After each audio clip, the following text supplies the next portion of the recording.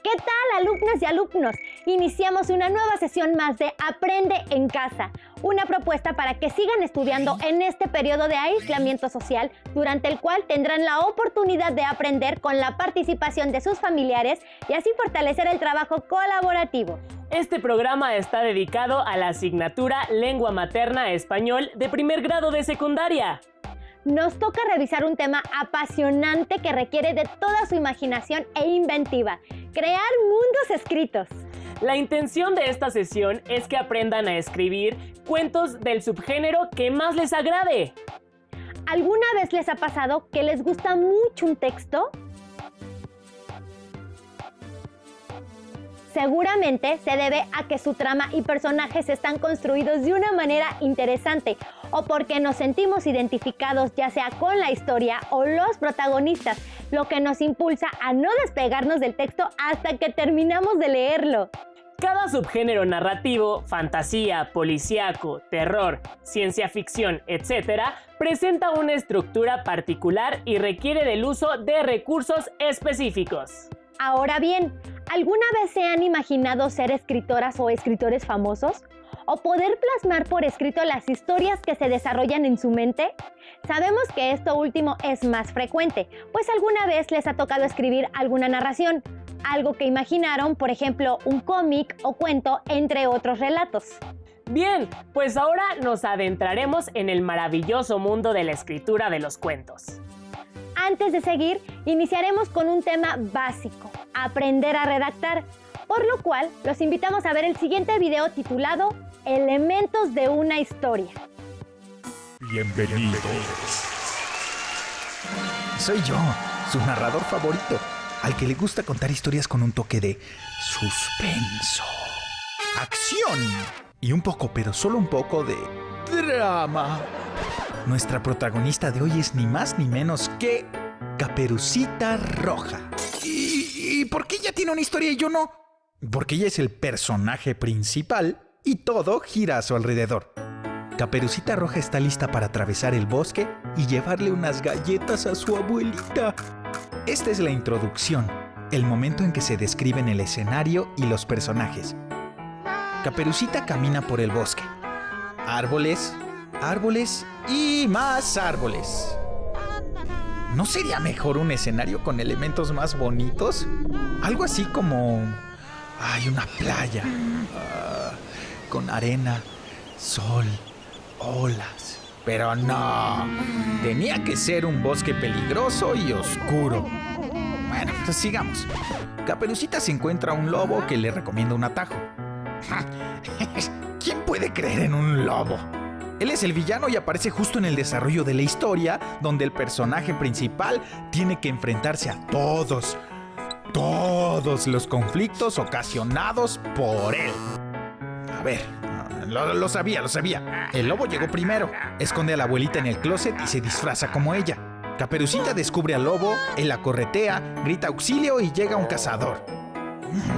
Les dije, era mejor una playa.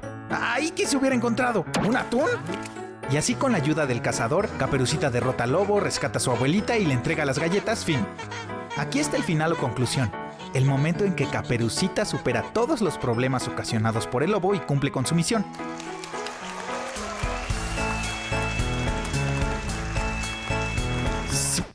¿Pero qué pasaría si el protagonista fuera el lobo? ¿O qué tal un dinosaurio? ¿Ya pensaste lo diferente que sería la historia con solo cambiar uno de sus elementos? Esto pasa porque al contar historias, analizamos las causas o consecuencias de lo que sucede. Seguro ya tienen una nueva versión de esta historia en mente. Así que yo voy a hacer la mía. Nos vemos en la próxima.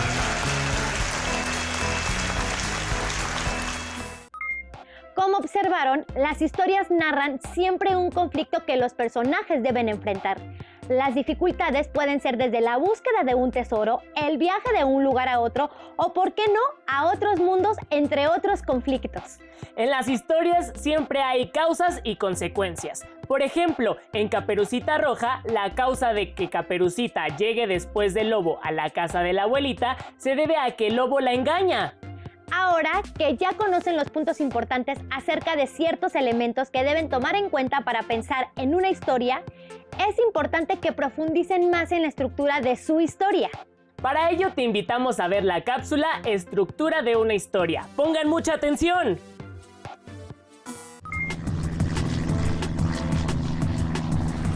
Creían que solo era un juego, pero el avión estaba por despegar. Este podría ser el comienzo de una maravillosa historia. ¿De cuál? De la que estás a punto de crear. Este inicio o introducción define el rumbo que tomará tu historia, los personajes que participarán y los lugares o escenarios que van a visitar. Los personajes pueden ser personas, seres u objetos que transmiten emociones, realizan acciones e interactúan con los elementos de la historia. El escenario es el lugar donde ocurre la historia y te sirve para describir cómo es el paisaje, cuál es el clima y cuáles son los elementos que están presentes. Ya que definiste la introducción, es momento de presentar las acciones que marcarán el desarrollo de la historia. Aquí surgirán los retos que deberán enfrentar los personajes y las decisiones que tomarán para solucionarlos. Y a veces, una mala decisión podría desencadenar más retos a resolver. Para finalizar se necesita un desenlace donde se dice cómo termina la historia y se conoce el aprendizaje que obtuvieron los personajes. Pero espera, esto no es todo. Siempre puedes seguir agregando elementos que te permitan analizar las causas o consecuencias de lo que sucede en tu historia. Por ejemplo, ¿qué o quién crees que estuvo jalando la cuerda todo este tiempo? Retomando el contenido del video, una historia contiene los siguientes elementos. Introducción, la cual plantea el rumbo que tomará la historia. Personajes, que pueden ser personas, seres fantásticos, objetos, etc. Ellos interactúan con los elementos de la historia para transmitir emociones. Escenario. Aquí se describe el lugar y los elementos donde se desarrolla la historia. Desarrollo. Es donde se presentan los retos y acciones de la historia. Desenlace. Nos dice cómo termina la historia y en ocasiones cuál fue el aprendizaje que obtuvieron los personajes. Ya tenemos varios elementos para que puedan armar su historia, pero es importante que veamos otros para redactarla. Por ejemplo, ¿por qué elegimos determinado tema? ¿Cuál es el propósito? ¿A quién irá dirigido? ¿Qué tipo de lenguaje debemos usar? Y otras preguntas que nos ayudarán a aterrizar nuestra historia. Por ello, veremos el siguiente video, Aprendiendo a redactar, que contribuirá a entender más puntos anteriores. ¡Disfrútenlo! Bienvenidos a su programa Cocina de Autor. Hoy en la sección Esta palabra ya se coció, prepararemos una receta muy buena. Hola Pepe, ¿qué haces? Hola, estoy revisando las preguntas de WhatsApp para el programa y hay una receta que nos están solicitando, pero que nunca hemos preparado. ¿Cuál? ¿Cómo escribir un texto? ¡Qué interesante! Parece muy buena. Hagámosla. ¿Dónde está? Aquí la había dejado. Lo encontré. ¡Uy, se ve riquísima! Sí, pero antes de prepararla es importante definir algunas cosas. Primero, ¿por qué queremos cocinar este texto? Puede haber varias razones. Compartir un tema o una historia que nos guste mediante una reseña o comentario. Crear un cuento o redactar una carta para solucionar un problema. Contestar esta pregunta nos ayudará a resolver el segundo punto a definir. ¿Qué platillo cocinaremos? Es decir, ¿qué tipo de texto escribiremos? Porque cada tipo de texto tiene una función, características y propósitos distintos. No es lo mismo escribir un ensayo que una reseña, un artículo literario o un texto científico. O preparar un pastel o unas enchiladas. Exacto. El tercer aspecto a definir es saber para quiénes cocinaremos, es decir, a quiénes va dirigido el texto, para tener en cuenta el tipo de lenguaje.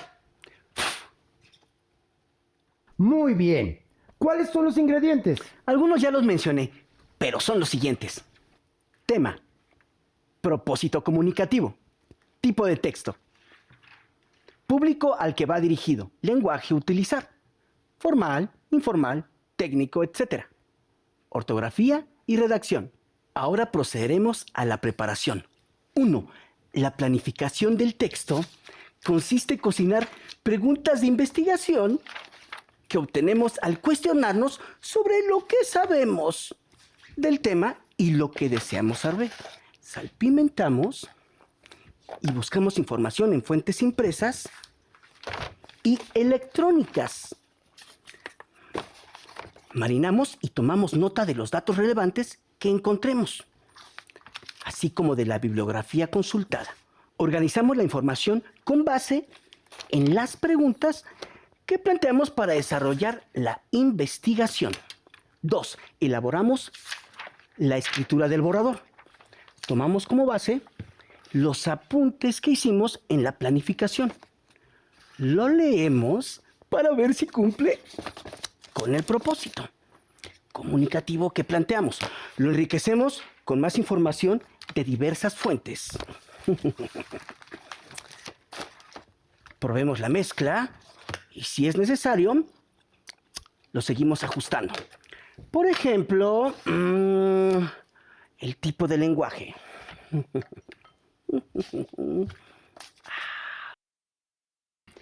Es importante preparar los recursos visuales que apoyarán el contenido del texto, como imágenes, tablas, esquemas y gráficas, entre otros.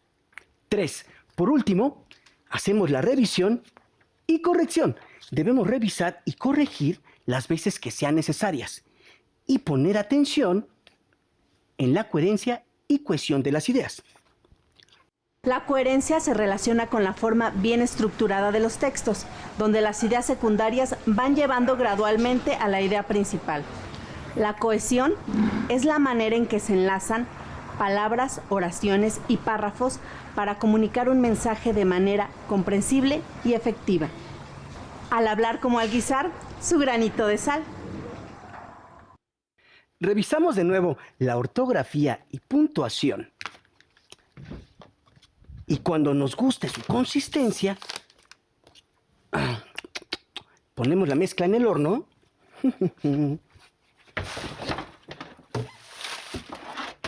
Y la dejamos 1 hora. Pasado el tiempo de cocción, tenemos nuestra versión final. Y esta palabra ya se coció. Gracias por acompañarnos en una emisión más de Cocina de Autor. Nos vemos en el próximo programa. Como observaron en el video, la redacción de un buen texto se debe de contar con los siguientes elementos: tema, propósito comunicativo, tipo de texto, público al que va dirigido, lenguaje a utilizar, ortografía y redacción. Tengan esto en mente antes de iniciar la redacción de su texto. Es por eso que les pedimos que vayan eligiendo un tema que sea de su interés. Ahora bien, ya sabemos qué elementos requerimos para crear nuestro texto. Pero lo cierto es que su historia no solo requiere todo eso, además necesita una correcta puntuación, pues esta sirve para que su narración sea entendida. Al escribir adecuadamente, le otorgan al lector una guía para que no se pierda y entienda su texto. ¿Tienen dudas? No se preocupen, ahora los invitamos a ver el último video de esta sesión, la importancia de puntuar un texto, en el cual se explica más a fondo este tema. Bienvenidos a otra emisión de su programa Cocina de Autor. En su sección, ¿qué dijo? El tema del día de hoy es la importancia de puntuar un texto. ¿Es posible comprender un texto que no tiene puntuación? ¿Qué ocurriría si no usáramos la puntuación en los textos que escribimos? Hoy sabremos las respuestas. Los concursantes del día de hoy son: escritor irlandés, considerado uno de los más grandes del siglo XX. Entre sus obras destaca Ulises. Con ustedes, James Joyce. ha empleado con maestría la puntuación en sus textos y la primera latinoamericana en ganar el Premio Nobel de Literatura. Ella es Gabriela Mistral. ¡Comenzamos! Primera pregunta. ¿En qué periodo histórico se crearon los primeros antecedentes de los signos de puntuación? A. Grecia antigua. B. Imperio Romano. C. Antiguo Egipto. Grecia antigua. ¡Correcto! Siguiente pregunta. Los signos de puntuación permiten que un texto sea comprendido porque A. Ayudan a jerarquizar las ideas. B. Dan estructura al escrito. C. Destacan las ideas principales. D. Evitan ambigüedades. E. Hacen comprensibles las oraciones. Todas las opciones. ¡Así es! Ahora veamos un ejemplo. Les presento el testamento sin puntuación. Dejo mis bienes a mi sobrino Juan o a mi hermano Luis, tampoco jamás se pagará la cuenta al sastre, nunca de ningún modo para los jesuitas, todo lo dicho es mi deseo. El juego consiste en que le asignaré un personaje de la carta a cada uno y tendrán que valerse de los signos de puntuación para que el testamento los favorezca. Contarán con 10 segundos para ello. El sobrino para James Joyce y los jesuitas para Gabriela Mistral. ¡Comienza el tiempo! Revisemos primero el texto de Gabriela Mistral. ¿Dejo mis bienes a mi sobrino Juan? No. ¿A mi hermano Luis? Tampoco. Jamás. ¿Se pagará la cuenta al sastre? Nunca. De ningún modo. Para los jesuitas todo. Lo dicho es mi deseo. Ahora la versión de Mr. Joyce. Dejo mis bienes a mi sobrino Juan, no a mi hermano Luis. Tampoco jamás se pagará la cuenta al sastre. Nunca, de ningún modo, para los jesuitas. Todo lo dicho es mi deseo. ¡Muy bien! Ambos cumplieron con el objetivo. En las versiones cambió el heredero, gracias a la precisión brindada por los signos de puntuación. Los escritores a veces jugamos con el uso de los signos de puntuación por distintas razones. Realizar experimentos con el lenguaje, exigir la atención plena del lector o transmitir emociones. Es una herramienta expresiva más.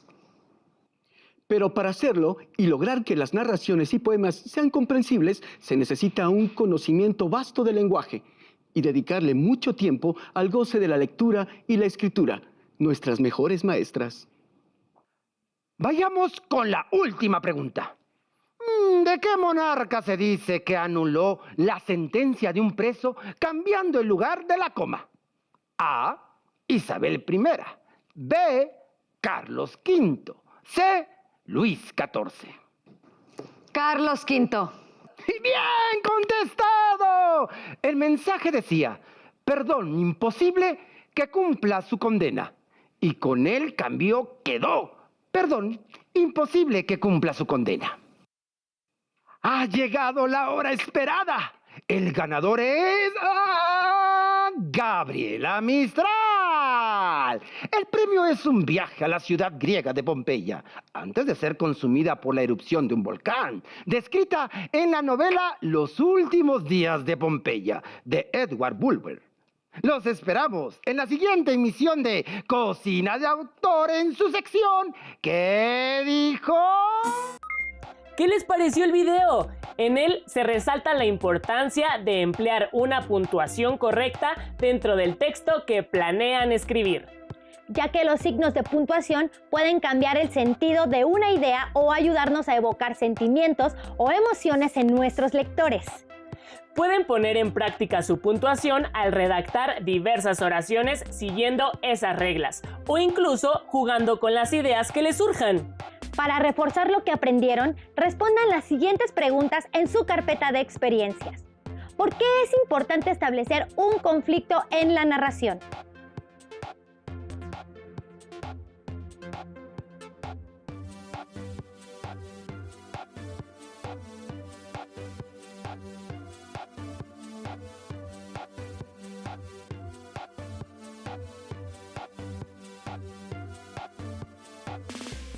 ¿cómo pueden definir el escenario de un cuento?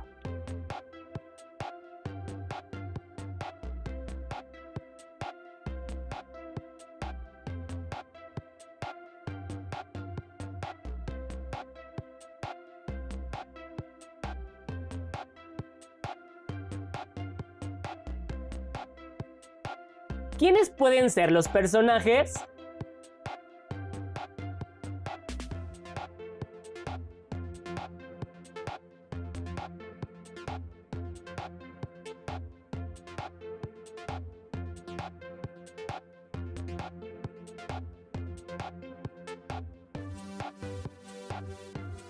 ¿En qué orden van a describir la historia?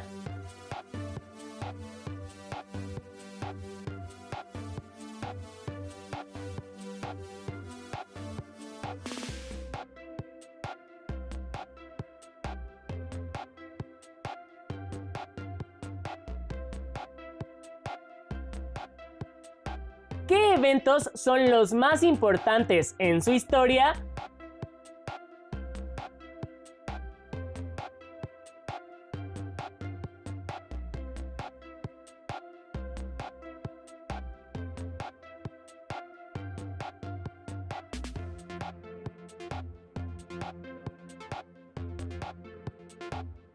¿Cómo será el desenlace de su relato?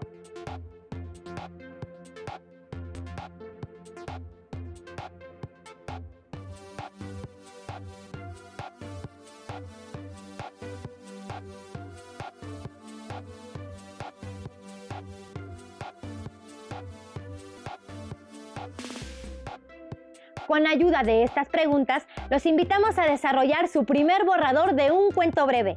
Recuerden emplear una puntuación correcta, ya que les ayudará a que su narración sea más interesante. Pueden compartir el cuento con sus familiares o pedirles sugerencias antes de guardarlo en su carpeta de experiencias. Cuando regresen a la escuela, no olviden compartir su historia con sus compañeros, compañeras y docente y pedirles que les digan qué opinan de su escrito. Les recordamos que para hacer su cuento pueden revisar por segunda vez este programa. Esperamos que sea de utilidad. Antes de despedirnos, les sugerimos que no se pierdan la siguiente sesión de Aprende en Casa. ¡Hasta pronto!